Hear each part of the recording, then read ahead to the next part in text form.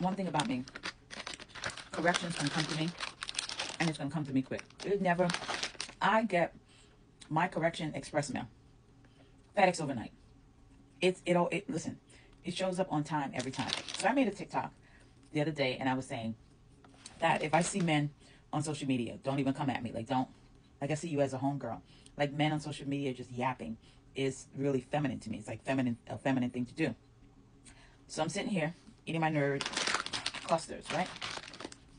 And this brother comes down, and he's talking about, he thought deconstructing patriarchy in himself would give him more access to women. And he's not talking about access in terms of like sexual access, just access to engage with women and be more connected to his humanity. But that's not what happened. He said what happened is that for as much as men are trapped in the system of patriarchy, so are women.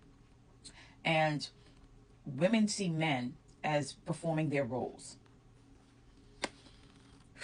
And immediately I went, this hurts, but it's true. He said this is why women can't conceptualize, right? It's why we can't conceptualize going 50-50 with a man, because we need those men to play out those roles that are inherently constructed by patriarchy.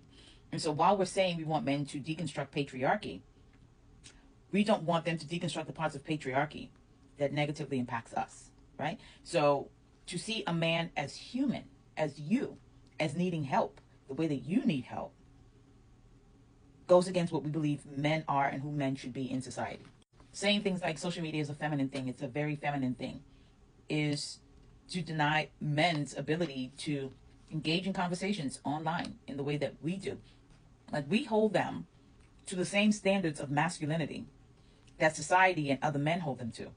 And we don't really want to tear down patriarchy. We want a benevolent patriarchy. And that hit me like, whoa. We don't want to tear down patriarchy. We want a benevolent patriarchy.